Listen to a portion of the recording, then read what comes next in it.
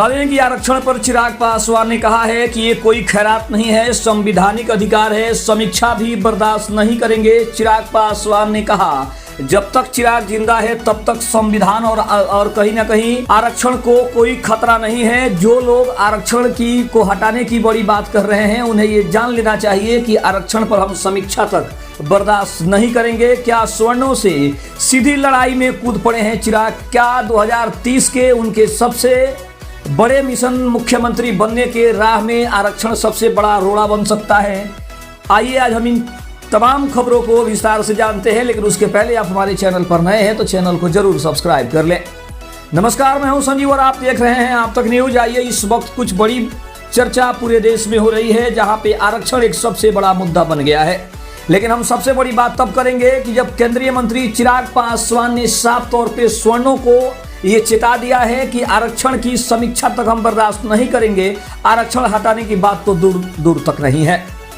आरक्षण पर चिराग पासवान ने बड़ा बयान दिया है। उन्होंने कहा है कि आरक्षण को खत्म करने की बात तो दूर, कोई इसकी समीक्षा भी करना चाहे तो वो भी उन्हें उनकी पार्टी को मंजूर रही है।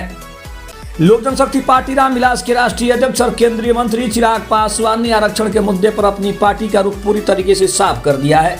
चिराग ने दोहराया है कि आरक्षण किसी की दी हुई खैरात नहीं है, बल्कि यह देश के नागरिकों का एक मौलिक और संवैधानिक अधिकार है। दरअसल चिराग पासवान ने फरवरी 2020 में भी संसद के भीतर इसी बात को मजबूती से उठाया था। इसी वीडियो को शेयर करते हुए उन्होंने कहा है कि आरक्षण को समाप्त करने की बात तो दूर है, इसकी समीक्षा भी उनकी पार्टी को कभी स्वीकार्य नहीं है। उन्होंने कहा कि सामाजिक न्याय और संवैधानिक अधिकारों की रक्षा के लिए हमारी प्रतिबद्धता अटूट है।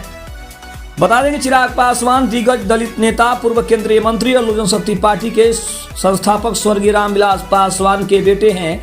उन्होंने इंजीनियरिंग की पढ़ाई की और इसके बाद साल 2011 में उनकी फिल्म जो है मिले ना मिले हमसे बतौर अभिनेता करियर की शुरुआत की।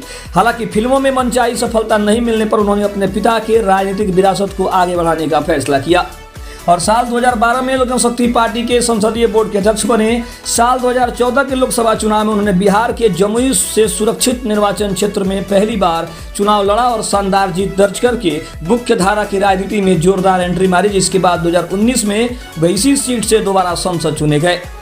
अक्टूबर 2019 में पार्टी की कमान संभालने के बाद चिराग के जीवन में कई बड़े सियासी और पारिवारिक उतार चढ़ाव भी आए और अक्टूबर 2020 में पिता रामविलास पासवान के निधन से उन्हें गहरा आघात पहुंचा और इसके बाद तुरंत बाद जो है साल 2021 में पार्टी के भीतर गंभीर बगावत देखने को मिली। उनके चाचा पशुपति पारस के नेतृत्व में पार्टी के अधिकांश सांसद अलग हो गए, जिससे उनके सामने अपने राजनीतिक वजूद को बचाने की सबसे बड़ी चुनौती खड़ी हो गई और इसी मुश्किल दौर में हार न मानते हुए चिराग ने अक्टूबर 2021 में लोक जनशक्ति पार्टी रामविलास का गठन किया और बिहार फर्स्ट बिहारी फर्स्ट के नारे के साथ जनता के बीच अपनी नई पहचान और जमीन को दोबारा मजबूत करने के लिए संघर्ष शुरू किया।